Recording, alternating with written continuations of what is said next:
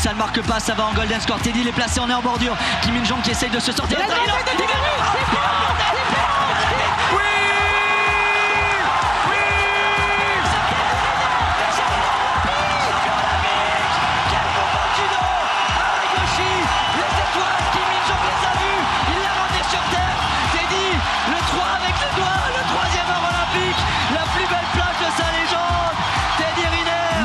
Champion olympique. Magnifique. Paris est une fête, il est chez lui, Riner, champion olympique.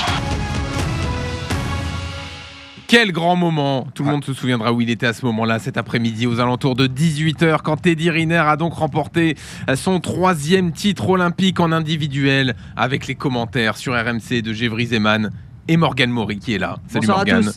Donc Stéphane Nomis est là, le président de la Fédé de judo, depuis tout à l'heure. Voilà, ça c'est le bruit dont on n'a pas le droit de parler sur RMC, mais vous aurez tout compris, bien sûr. Stéphane Nomis n'a pas vu les mains libres. Il tient ses promesses, non seulement en nombre de médailles, mais aussi quand il dit qu'il va revenir avec quelques munitions pour fêter tout ça. Tout va bien. Exactement. Merci Stéphane. De rien. Un petit verre... tranquille. Voilà. Bien sûr, tranquille, avec modération, évidemment. On a également avec nous Sébastien Noelsini, le DG de la fédération. Comment ? Tu dis pas Noelsini, Nolesini. Nolesini. Comme ça se prononce. Très bien. Excuse-moi, pardon. T'as raison. Comme ça se prononce. Donc bonsoir, merci d'être avec nous. Et Bastien Puget, ça c'est bon ? Oui, je suis assez bon. Bonsoir. Merci d'être avec nous, directeur de la haute performance, donc pour revenir sur ce moment historique pour, je le disais, le sport français, pour le judo français, pour Teddy Riner à titre individuel, ce qui s'est passé donc. Morgane, refais-nous un peu le fil de cette journée, des réactions que tu as pu glaner après ce titre. C'est une journée en 4 combats. Premier combat un peu timoré face à un judoka d'origine russe des Émirats Arabes Unis. Et ensuite, ça y est, la journée est partie sur qu'il ne connaissait pas. Qu'il ne connaissait pas, que des cadors.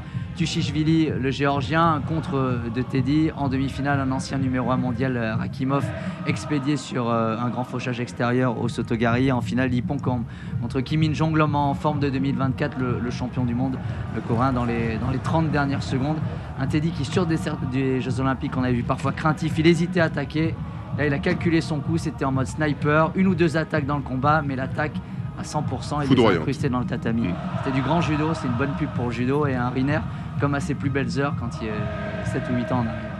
Et quelles images nous reviennent en tête au moment de son sacre, au moment où il a gagné, au moment où il peut se lâcher, où il a ce grand sourire. Teddy, c'était David aussi bon le combat que l'après-combat avec lui. Ouais, le combat, parce que pour les puristes, et Morgane en est un, en finale il fait un magnifique Aregoshi. Qu'on peut diffuser dans toutes les écoles de judo. Il est parfait, Qui plus est sur un adversaire qui est plus petit que lui, donc c'est encore plus dur de le faire. Et puis il y a le pion libérateur où là on explose, tout le monde explose, et surtout Teddy prend conscience que son projet, il l'a mené au bout et avec la manière, parce que tu sais, on l'avait entendu ces jours-ci dire attention, on peut gagner, le principal c'est de gagner, peut-être par des pénalités ou des choses comme ça. Oui. Ok, ça a été le premier combat. Après, c'était terminé. Ça a été du judo champagne. Voilà, sans faire de pub avec la com, etc. Ah, bien sûr. Bref, donc et il l'est aussi dans sa réaction, c'est-à-dire qu'il prend conscience de ce qu'il a fait et il le déguste. Voilà, il le déguste avec ses amis, avec ses entraîneurs, avec le staff, avec les dirigeants. Enfin, les dirigeants de la Fédé, c'est ses potes aussi. Enfin, on est tous, c'est une famille, quoi, tu vois. Donc voilà, c'est une joie intense parce qu'on sait qu'on est dans un moment unique. On est dans un moment historique. Je vais même aller au-delà du judo français, du judo tout court, tu vois. Hier, on parlait de Simon Biles, mais c'est la même chose, tu vois. Aujourd'hui, dans les gradins, dans les tribunes, t'as pas un dirigeant, t'as pas un président de Fédé de quelque pays que ce soit qui nous disent c'est le meilleur. Voilà, il n'y a pas de débat, c'est lui. Voilà, c'est le plus fort, etc., etc. C'est unanime, tu vois. Même le président géorgien avec lequel il y a eu mal à partie est venu présenter ses excuses et dit la même chose, forcément. Voilà, c'est le roi du judo mondial, toutes catégories confondues. C'est le plus grand de l'histoire qui fasse donc Nomura dont on parlait hier et ses 3 titres individuels. D'ailleurs Morgan, tu lui as demandé s'il considérait qu'il était au-dessus et il t'a répondu. Oui, je crois bien. Je crois bien que je l'ai dépassé. 3 titres individuels plus l'or par équipe, ça fait 4 et peut-être demain 5. Et, là, et puis les 2 médailles de bronze. Oui, 2 médailles de bronze. On a souvent tendance à les oublier, tu vois. Et ce qui est beau, c'est que Nomura, c'était son idole de jeunesse. C'est un petit Exactement, japonais 1m60, 60 kg. Teddy l'a rencontré quand il était junior, il lui a dit tu es mon héros. Il l'a mal dit, Nomura avait mal compris. En japonais, ça donnait un drôle de truc pour Nomura. Il a eu peur de ce grand garçon. Mais depuis ça, les choses se sont arrangées, donc il a dépassé son idole de jeunesse. Stéphane Nomis, c'est la meilleure pub possible pour le judo, ce qui s'est passé aujourd'hui? Oui, je pense. Il a fait une journée extraordinaire. C'était magique. Il a fait rêver tout le monde. Il a fait rêver tout le public. D'ailleurs, que je remercie. Public incroyable aujourd'hui encore. Absolument.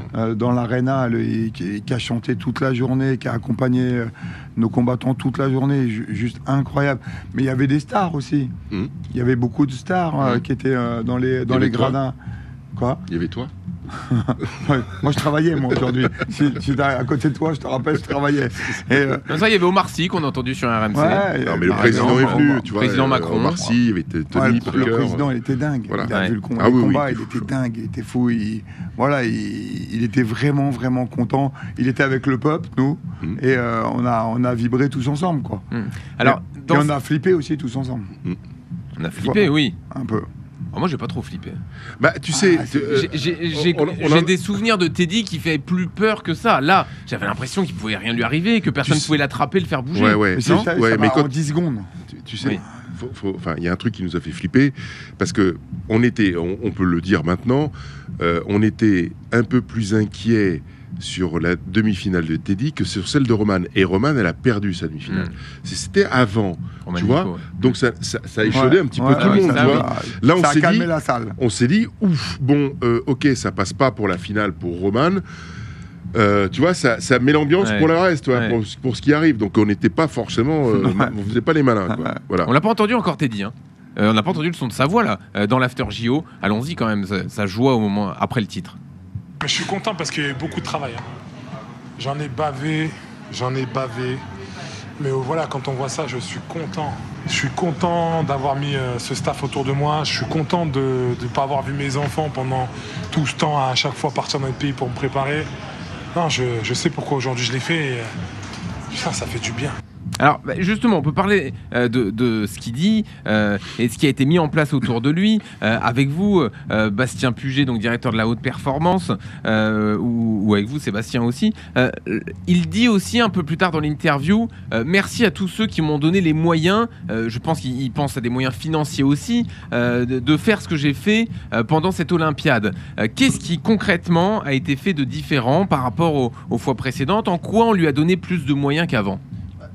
Teddy, il a une cellule individualisée autour de lui. Aujourd'hui, il s'entraîne partout dans le monde, alors que les équipes il vit au Maroc, s'entraînent à l'INSEP. Il passe plus de temps à l'étranger, sur des stages au Brésil, sur les stages en Asie centrale, sur les stages au Japon, avec un préparateur physique dédié, du médical dédié, un partenaire dédié. Donc ça, c'est unique en judo. Ça, pour l'instant, ça existe. Jusqu'à présent, ça n'existait pas, un préparateur mental. Et c'est ça la différence. Et c'est aussi ce qui l'a aidé à continuer et à avoir une longévité incroyable. Sa première médaille, on l'a dit, il en est à sa 5e médaille. Elle date de, si je dis pas de bêtises, c'est 2008 la première. 2008 à Pékin. Donc il est encore là en 2024 avec toujours cette motivation parce qu'il faut y aller quand même, se lever tous les matins, faire judo. David est bien placé pour le savoir. Moi Et c'est ça qui l'a aidé aujourd'hui à être performant, et à être incroyable et à écrire l'histoire, tu l'as dit, du judo français, du sport français. Le truc, c'est qu'il est en poids lourd. Et que des poids lourds, t'en as pas sous le pied d'un cheval. Il faut aller les chercher, tu vois. Et pour continuer à rester au plus haut niveau, si tu les fais tous venir en France tout le temps, c'est compliqué, tu vois. Donc il est bon d'aller prendre l'air ailleurs, chercher des poids lourds là où ils sont, pour continuer à faire évoluer ton judo. Déjà, moi, il y a 25 piges, quand je terminais ma carrière, je galérais déjà pour m'entraîner, tu vois. Parce que il me manquait des poids lourds. Alors, heureusement, il y en avait un peu plus en France, c'était un peu plus nourri. J'avais moins besoin d'aller partir à droite ou à gauche. Mais là, il faut... voilà, ça se compte. Les poids lourds, il n'y en a pas partout. Non, mais il y a une raison aussi pourquoi il n'y a pas beaucoup de poids lourds en France. Ça fait que le gars, ça fait quand même 17 ans qu'il est là. Et ça fait 17 ans qu'ils sont numéro 2, 3, 4, ils se font casser la gueule. Ouais. Depuis 17 ans, les mecs, à l'entraînement. Il faut un autre sport. Depuis, ils ont changé. Ouais. Donc là, on a une dizaine de lourds qui ont entre 18 19 ans. Bastien, ça doit être ça. C'est ça. Voilà, et qui sont revenus et qui commencent à l'entraîner. Mais voilà, quoi. Quel lien il a gardé avec la Fédé? Parce que justement, j'ai l'impression qu'il fait un peu ce qu'il veut, il a sa structure, il a son équipe, il est loin. À quel point quand même il est connecté avec vous? Justement, ce qui a été vraiment intéressant dans son projet, c'est qu'il a vraiment sa cellule individuelle autour de laquelle il s'est construit, il a réalisé son projet, mais on arrive à le raccrocher à la fédération, il participe à nos stages de préparation de terminale, il échange régulièrement, ses managers, son staff d'ailleurs il est entraîné par un entraîneur national, donc ils sont en constante collaboration avec nous, et voilà, c'est un plus pour nous dès qu'il se déplace, parce que c'est vraiment le capitaine de l'équipe, c'est un moteur pour toute la fédération, garçons et filles réunis, donc et puis c'est un exemple aussi. Teddy, on a beau dire, mais c'est du travail, il laisse rien au hasard, il est concentré à chaque instant, et pour les plus jeunes, c'est un modèle exceptionnel, donc on est vraiment ravis qu'il puisse s'intégrer à notre système. Mais je dis ça parce que j'ai l'impression... Qu'est-ce que tu veux dire, vas-y. Qu'est-ce que je veux dire? Ouais. Non mais moi j'ai un regard extérieur déjà de non spécialiste, donc je pose des questions de façon naïve et non, voilà. C'est pas naïf du tout. J'ai l'impression que dans d'autres fédés, voilà où je veux en venir, il n'y a pas la même symbiose entre l'athlète star et la fédé en question. Que parfois, il y a une déconnexion même totale entre la structure de l'athlète star et le boulot fédéral. Tu vas reparler du tennis. Non, même pas. J'étais sur l'escrime avec l'équipe de France d'épée qui s'est brouillée complètement et qui s'est entraînée ailleurs qu'à l'INSEP. Catastrophe d'ailleurs. Enfin, à part Yannick Borel quand même qui a pris l'argent. Mais par équipe, ça n'a pas été. J'entends des choses comme ça sur Kevin Mayer aussi avec l'athlète. Mais t'as vu qu'avec nous, ça se passe bien quand même. C'est pour ça que je voudrais que vous en parliez. Est-ce que c'est pas l'exemple à suivre pour tout le monde? On est proche quand même d'eux. On est proche de nos athlètes, tu vois. On a mis les athlètes au cœur du projet quand même. On a mis tout ce qu'il fallait au cœur du projet avec l'ANS. D'ailleurs, l'ANS nous ont bien aidés pour créer une cellule, pour créer un environnement qui permette à chaque athlète de briller. Et Teddy, il fait partie des mêmes athlètes. Alors lui, il a pris de l'avance sur les autres. Donc c'est la locomotive. Clarisse, elle suit derrière. Et eux, ils nous font avancer. Ouais. On prend exemple sur eux, ils nous font avancer. Mais ils restent proches de nous, tu vois. Ils sont, on s'appelle tout le temps, on se voit tout le temps, on s'aide les uns les autres. C'est une vraie équipe, quoi. Il y a pas de. Ce soir, il y a 9 médailles. Ah ouais, ce soir, 9 médailles. Tu vois, on peut dire tu peux raconter ce que tu veux. Il y a 9 médailles pour le judo français ce soir. Voilà, demain peut-être 10 avec des équipes. Et puis, 9 médailles sur 14 participants, 64%. Ah, mais attendez, moi c'était pas l'idée de critiquer la fédé judo. Au contraire, je voulais qu'on prenne exemple sur ce qui se passe au judo. Tu sais ce qu'il faut faire pour être encore plus clair, c'est que dès demain matin, après-demain matin, tu vois, après la fin de la dernière compétition, il faut repenser tout le dispositif et tout remettre en question pour continuer à avancer. Ça veut dire remettre tout à plat, savoir qui fait quoi, comment, pourquoi, parce que la prochaine Olympiade, elle démarre lundi matin. Tu vois, vraiment, hein, c'est comme ça que ça se passe. Tu nous laisses une semaine ? Non. Lundi matin. Non mais c'est symbolique. Lundi matin, mais c'est comme ça que ça se passe dans le judo depuis toujours. C'est vrai. Tu vois. Sébastien veut. Non, mais ce que je veux dire, c'est aussi notre philosophie. On a décidé de s'adapter aux athlètes. C'est-à-dire qu'on a décidé d'inverser le chemin. C'est pas aux athlètes de s'adapter à la fédération. Ça a été longtemps le cas. On avait un modèle très classique qui marchait très bien. Aujourd'hui, on a changé les choses. Teddy, il est très en avance parce que c'est Teddy, parce que c'est 11 titres de champion du monde. Et aujourd'hui, avec Stéphane, quand il est arrivé à la fédération, il a décidé de changer les choses. Et donc, il y a des athlètes qui se trouvent très bien dans un modèle classique, d'autres un peu moins. Donc, on l'a vu. Clarisse aussi, elle a individualisé sa préparation. Et Teddy, c'est l'extrême. Et ça marche. Vous vous adaptez aux athlètes à condition quand même qu'ils respectent un certain cadre. Pas tout le temps. Regarde, je donne un exemple. Excuse-moi, David. Je t'en prie. Regarde, il a décidé de changer d'entraîneur à 3 mois. Oui. Franchement, il nous a donné un coup de téléphone, mais il a pris la décision avant quand même, Teddy.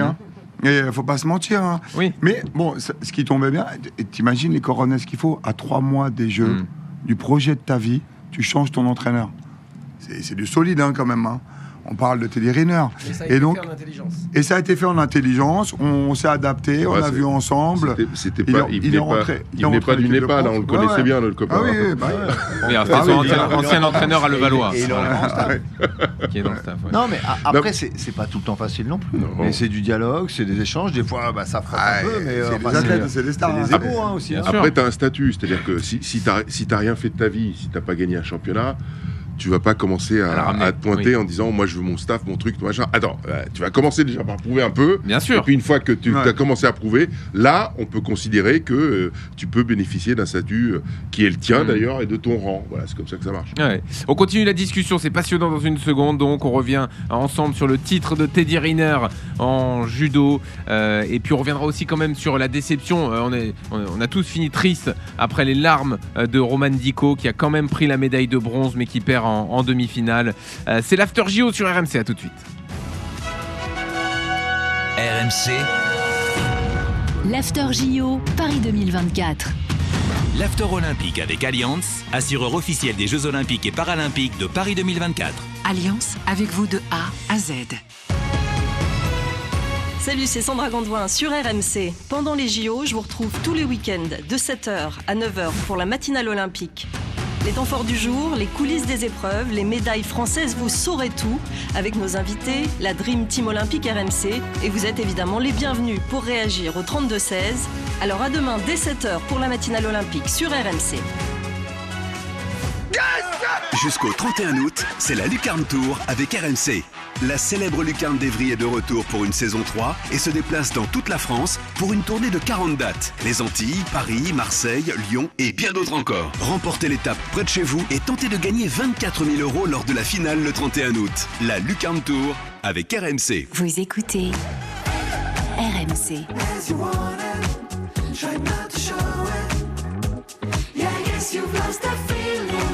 RMC. RMC, l'After JO. David Douillet, Jean-Louis Tour. Le judo star de la journée, Teddy Riner, star de la journée. On continue d'en parler. Alors il y a un monde fou autour de David. Morgan Maury est toujours avec nous. Ça c'est Stéphane Nomis, le président de la Fédé, qui est avec nous. On est également avec Sébastien Nolesini, le DG Nolesini. Qu'est-ce que j'ai dit là? T'as dit Nolesini. Nolesini, comme ça se prononce. Excuse-moi. Bon, T'aimes bah, pas les contre lui? T'aimes pas les pas Italiens? du tout, non. Tu sais qu'il est très gentil. Nolesini? Nolesini, voilà. Voilà. Bon bah c'est bon, d'accord. Non mais vous me faites peur. Incroyable. Vous êtes tous très costauds et tout. Excuse-moi d'être intimidé. Oh. Bastien Puget, le directeur de la Pas haute tous, pas performance tous. aussi, est avec nous. Bah ouais, quand même. Bastien il est sec quand même, j'ai l'impression. Bon, on est sur Teddy Riner. Vous nous expliquez le fonctionnement, tout ce qui a bien marché avec lui. J'ai une dernière question sur lui et sur votre fonctionnement. Si à un moment donné, là, dans les 4 ans qui viennent, vous avez l'impression qu'il va dans le mur, qu'il se trompe, qu'il prend pas la bonne direction, etc. Est-ce que c'est possible de lui dire, de lui faire entendre? Moi, je le dis tout le temps. Ah Dès qu'il y a un truc qui va pas, moi, t'ai dit, c'est la famille judo. Tu vas le voir, tu lui dis, voilà, moi, je pense que ça va pas, tatati, tatata, pour ça. Ils discutent, à chaque fois, ils discutent. Ouais, mais moi, je crois que ça. On a eu des conflits, hein. Vous savez bien qu'on a eu des conflits. Et ben, on s'assoit toujours, on parle, on discute. Qui a raison, qui a tort, qu'est-ce qui s'est passé, pourquoi. Souvent, on n'a pas assez communiqué, et ci et ça, et voilà. Mais il écoute. Il écoute. Beaucoup plus que beaucoup de personnes. Et qu'on ne pense. D'accord. Ouais. Et qu'on ne cite pas, Ouais. visiblement. On ne cite jamais rien. D'accord, très bien. Justement, je me projette sur Los Angeles et je me tourne du coup vers le directeur de la haute performance. Il pourrait être aussi fort dans 4 ans? Avec 4 ans de plus. Déjà, Morgan me disait, jamais un judoka a été champion olympique à cet âge-là. Donc, alors avec 4 ans en plus, ça paraît encore plus fou. Déjà, on se demandait s'il allait pouvoir être fort en 2024. Il a prouvé, donc pourquoi pas en 2028 hein. Il a l'air d'être motivé. Je pense que ça l'a lancé. Donc, Teddy, c'est quelqu'un qui nous surprend à chaque fois. Quand il avait gagné son titre de champion du monde l'année dernière à Abu Dhabi, il avait été stratosphérique.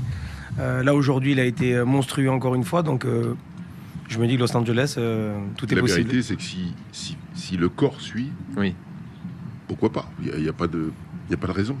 Tu vois, si tu as envie, si tu as ça dans les tripes, si tu as ça dans la tête, il y a qu'une chose qui peut te poser un problème, c'est ton corps.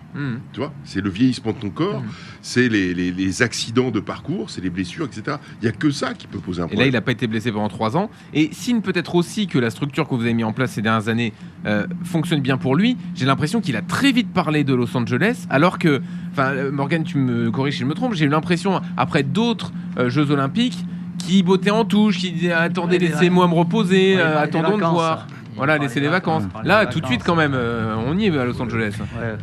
Non, puis il y a sa... Enfin, là, aujourd'hui, il est en capacité, il est conscient de ce qu'il doit faire. C'est-à-dire que il sait quand...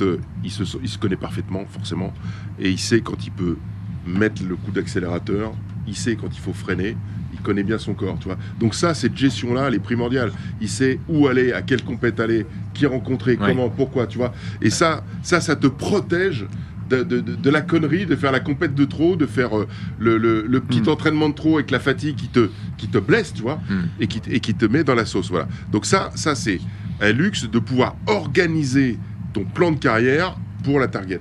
Il peut peut-être pas faire 6 mois de vacances comme il l'a fait après 2017, ça c'est terminé, il faut rester tout le temps en forme un petit peu. Le calendrier en plus judo le permet moins parce qu'il est rempli de compétitions. Ouais, mais lui il n'en fait pas beaucoup. Oui, il n'en fait pas beaucoup, mais il les vise. Mais il devrait en faire pour se qualifier. Mais David il a raison, il a su gérer 35 ans, il a jamais été aussi affûté. Vous avez vu le poids, il est 1 kilo en dessous de Tokyo. Il faisait longiligne dans son kimono aujourd'hui. Sur la demi, la finale, il a été très explosif, très coordonné, arrête 2 fois. Il a fait du judo de fou. 35 ans. Donc voilà, je pense que tu as raison. S'il a toujours l'envie, parce que je pense que l'envie elle est primordiale, et qu'il se blesse pas derrière, je pense qu'il peut être encore là et performant à Los Angeles.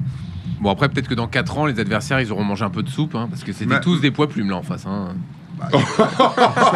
Et tu sais quoi, tu iras dire ça tu viens avec moi demain, tu viens dans la salle des champions, ça va vite te détendre. Oh mais c'est trop facile, on va aller voir le japonais, vous plongez Saito 170 kilos. Bon, écoutez, Teddy, t'es tout petit, attends. Il y a Tchotchvili qui est en vacances là, tu sais le géorgien. Ouais, on va aller le voir, tu vois. Sur le parking, lui. T'auras juste envie de faire une belote avec lui, et encore. Non mais vous plongez, j'en étais sûr que vous alliez réagir comme ça tous. Mais c'est vrai que par rapport à Teddy, ils avaient l'air tous tout petits à côté. Mais moi, c'est pas des étrangers que je veux voir. J'espère que nos petits jeunes de 18 ans, là, ils vont aller lui casser la gueule. Ah, un nouveau poids lourd. Mais voilà. On a un jeune vice-champion du monde cadet, Matteo Akanamongo, qui est intéressant. On va pas dire plus, mais c'est un jeune qui a un profil intéressant. C'est vrai que ça fait 20 ans qu'on s'est jamais posé cette question. Bah non, mais s'il n'y en a pas un autre. Nous, c'est notre intérêt de. Bien sûr, de c'est former, votre boulot même. Voilà, de former quelqu'un. C'est le sien, c'est pas le mien, s'il te plaît. Mais non, mais on avait déjà David, on a eu Angelo Parisi, on a eu David Douillet, on a Teddy Riner, on aura quelqu'un derrière. C'est la tradition française et il faut qu'elle se perpétue. Tu as raison.